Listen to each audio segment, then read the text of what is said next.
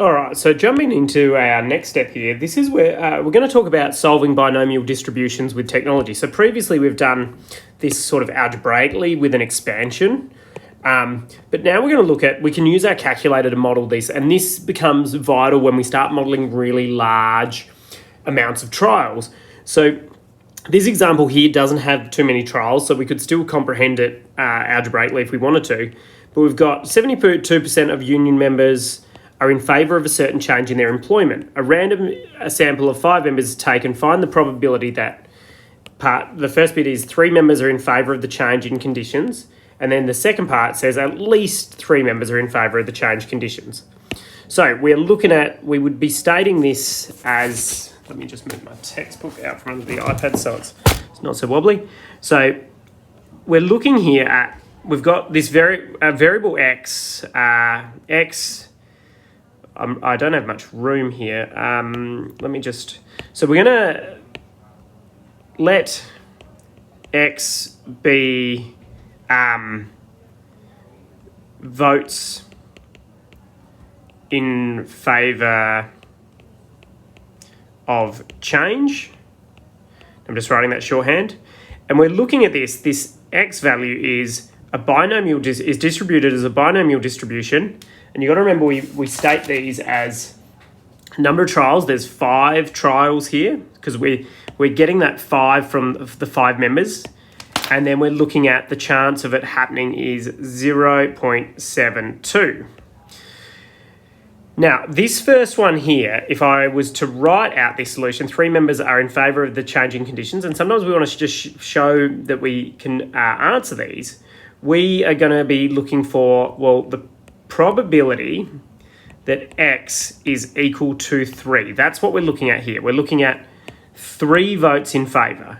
So not 0, not 1, not 2, not 4, and not 5. So we're looking at exactly that value there. And so what we do is we've got 2 ways to do this. We're going to look at the stats mode first. So I'm going to talk, now the reason I've got all these screenshots on the screen is we're looking at this stats mode.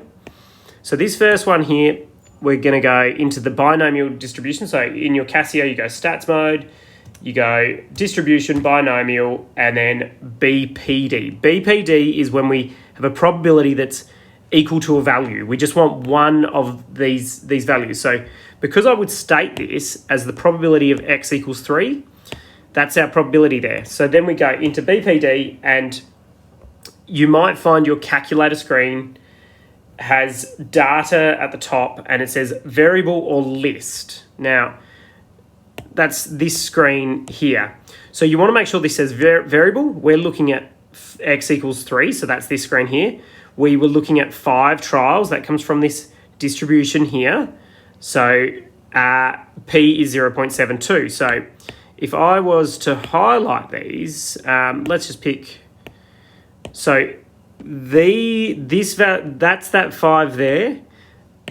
This 0.7, oh, that's not as far apart as I'd like it to be. Let's pick maybe this green. This 0.72 is that 0.72, and then we'll just use, I guess this orange. The 3 here represents this 3 here. Now, when you put that in, you go to the bottom and you go execute, and that gives us our probability here of this happening. We would write this answer here as 3 significant figures. So this would be 0.293, and we would go 3 significant figures. Perfect.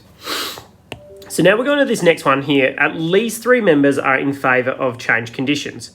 Now, in this space, we're looking at the probability that x is greater than equal to 3. Now, I'm going to write this a little bit differently because it'll make the window make a little bit more sense. This means the probability of 3 is less than equal to x, which is less than equal to 5, because 5 is our upper bound here. Now, in this space, now I'm going to use, we're looking at here, 3, why is that not drawing? 3 and 5, oh, my pen's gone dead. I'm going to have to talk you through here, or I'll just put that in for a sec and hopefully it charges enough. Okay, see if that worked. Okay, 3 and 5 are these values here. And you'll notice that when you put this in, it keeps the values we had in the last one here. So this one here, 3 is our lower bound, 5 is our upper bound, and this gives us the probability of, this is the same as the probability x equals 3 plus the probability x equals 4 and the probability of x equals 5. Okay, and that there we would state this answer again. Now I'm just going to move this down. These 3 different ways at the top, I've shown these. I would usually write this as this, or sometimes this, just because it's easier to show in the calculator, and my pen has gone flat again. All right, now we would write this answer as 3 significant figures, just like we did above, and that would be 0.862, and that's the probability of that happening there, which is 3 significant figures. Okay. Now, the last thing I'll point out is this screen down here. If you go into the run matrix mode, you can actually put these in this space. And what you will find is that this here is x equals 3. This is the number of trials. And then this last one here is the probability of success. Okay, down below I've done exactly the same thing, but you'll notice I've got lower bound. I'm calling it a bound even though it's not. I've got the 5 here is upper bound,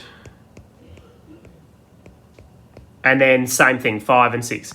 That's all done there, guys. Thank you.